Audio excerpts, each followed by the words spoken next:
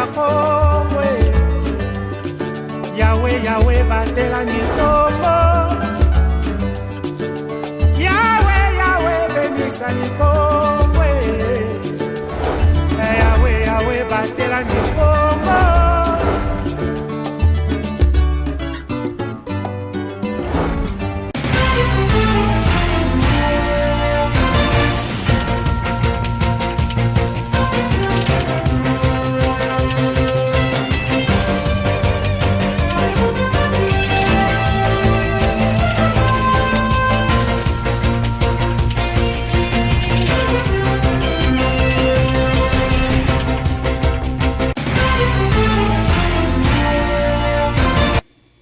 Bienvenue à cette session d'information du vendredi 22 avril 2022 sur Ma Bannière Télévision. Débutons ce journal avec l'actualité provinciale. Dans la ville portière de Boma, en province du Congo central, le cimetière Kamanda Matiti, situé au quartier Saïko, est abandonné à son triste sort. Une forêt s'est érigée à cet endroit et favorise plusieurs actes de barbarie.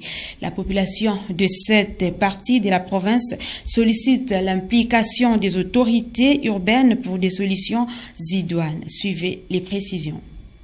Le cimetière Kamanda Matiti, dans la ville de Boma, est dépourvu d'un entretien. Cette toute première demeure de mort dans cette partie de la province du Congo central est abandonnée à son triste sort. Installé au quartier Saïko, ce site a servi les premiers occupants de la ville portière de Boma des sépulcres pour l'enterrement des morts avant celui de Kikuku. Plusieurs décennies après son exploitation, cet endroit ressemble à une forêt malgré la présence de quelques tombeaux. La population qui environne ces sites dénonce pas mal d'actes d'incivisme qui sont souvent produits par les hors-la-loi. La non-électrification de ces tronçons facilite la tenue de ces forfaits. Transformé en un point de décharge, le cimetière Kamanda reçoit du jour le jour les immondices qui proviennent de parcelles voisines. Cette situation met en mal la population de ces coins de la ville et sollicite l'implication des autorités urbaines et provinciales.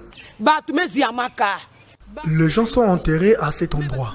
Nous déplorons la situation actuelle de ces cimetières. Si dans d'autres pays, les anciens cimetières sont bien conservés, pourquoi pas en République démocratique du Congo? Nous devons du respect à ceux qui nous ont quittés. Ça, c'est notre premier cimetière. Nous sollicitons son entretien.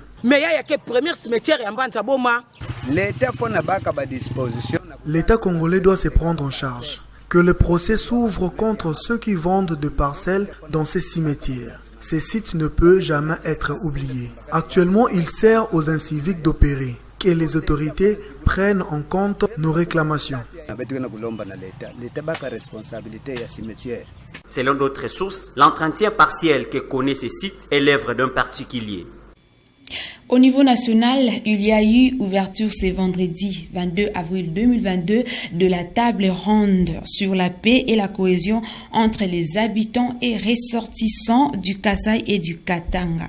Ces assises se déroulent dans la ville de Lubumbashi sous la présidence du Premier ministre Sama Lukonde Kyenge avant l'intervention du chef de l'État pour la clôture. Les détails avec Roger Missamou.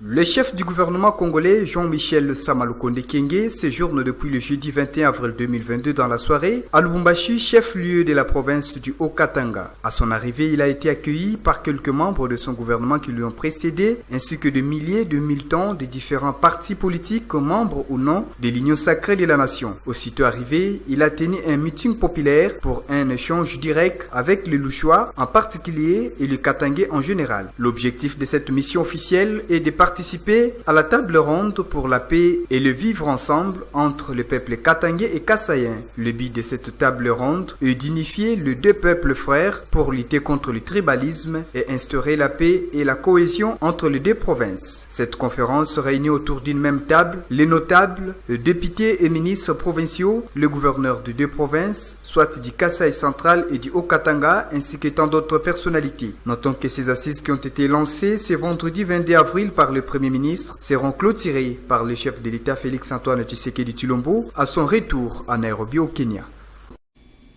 Autre chose dans l'actualité nationale, conformément à la feuille de route de la Commission électorale nationale indépendante, Madame le rapporteur de la centrale électorale, Patricia Seya, a rendu publique la liste définitive des candidats gouverneurs et vice-gouverneurs pour toutes les provinces concernées le jeudi 22 avril dernier. Glodino Lucano.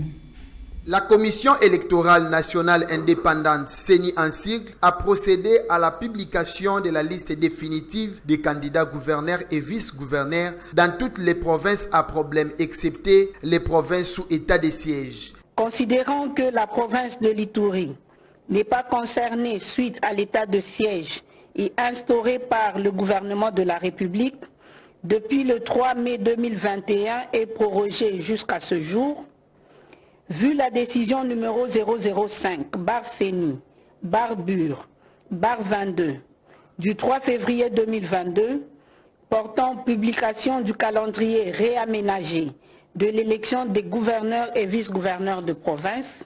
Conformément au calendrier électoral réaménagé, les nombres de compétiteurs sont connus. Les Ouélé à 4 candidats, Olomami 6 candidats, 8 sont retenus pour les Kasaï oriental, 5 au Kasaï central, Lomami en a 3, Maïndombe 6, dont 2 femmes, Maniema 9, Mongala 7, les Sankourou 13, dont 3 femmes, Tanganyika 8, Chopo 12, parmi lesquels se figurent 3 femmes. Et le Congo central, province chère à Simo Kimbangu, Kassavubu, bat les records avec 22 candidats en course pour succéder à Toumatouboua Kulunki. Parmi eux, il y a la présence de 3 femmes. Concernant le vice-gouverneur, 4 candidats sont retenus pour la ville-province de Kinshasa et 1 candidat au Kwango. Ces élections auront bel et bien lieu le 6 mai prochain, car au niveau de la centrale électorale, toutes les dispositions sont prises pour parer à toute éventualité. Notons que cette publication a été faite par Madame les rapporteurs de la CENI, Patricia Seya Moulela, le jeudi 21 avril 2022, au siège de la CENI à Kinshasa, capitale de la RDC. Au niveau mondial, depuis 1970, le monde entier célèbre chaque année le 22 avril la journée mondiale de la terre nourricière, appelée autrement Earth Day, qui veut dire jour des sols. Suivez les commentaires avec Christ Malou.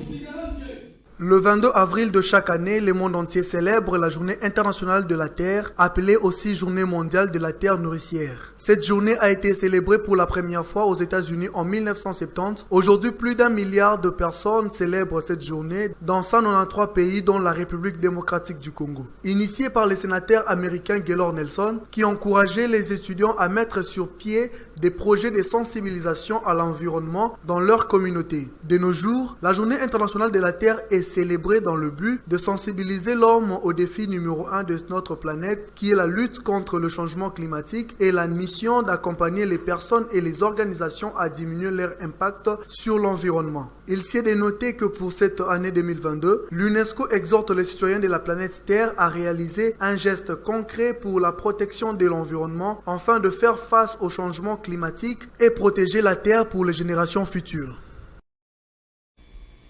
Autre chose dans ce journal, en République démocratique du Congo, les discriminations envers les autochtones pygmées ont longtemps été fréquentes en Niélé, dans le nord du pays. Depuis 1 an et demi, l'ONG Initiative Développement sensibilise les pygmées et bantous afin d'améliorer leurs relations. TV5 Monde.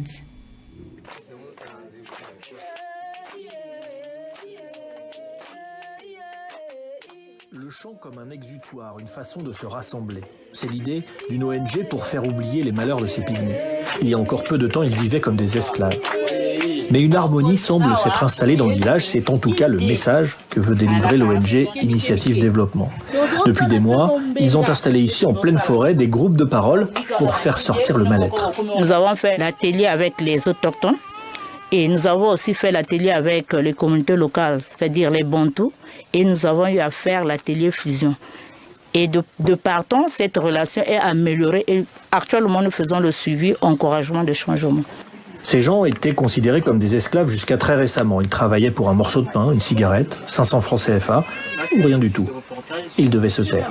Cette femme a pu profiter de l'éveil des consciences, voulu par l'ONG.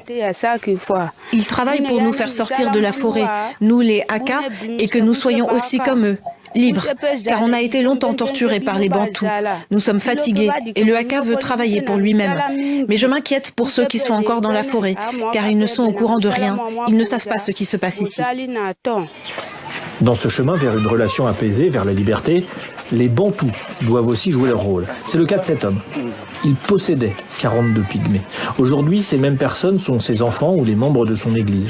Ce sont les ateliers contre la discrimination qui lui ont ouvert les yeux. Ça m'a amené à prendre en compte cette population-là jusqu'au moment où je ne cesse de les prendre en considération. Donc s'il y a quelque chose ou encore il y a une place ou encore une doléance, je ne cesse de les intéresser.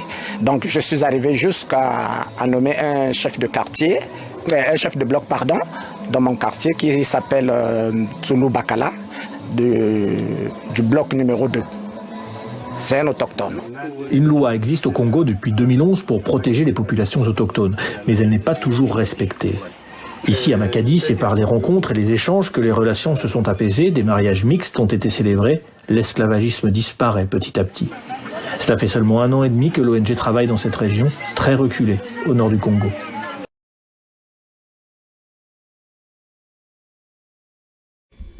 Dans l'actualité sportive, dans 5 semaines, l'équipe nationale senior Messieurs Football de la République démocratique du Congo accueillera au stade de Martyrs de Kinshasa l'équipe nationale du Gabon en match comptant pour la première journée phase des groupes préliminaires de la CAN Côte d'Ivoire 2023. Face au Gabon, la République démocratique du Congo a une revanche à prendre. Les raisons dans ses commentaires de Rivantiala.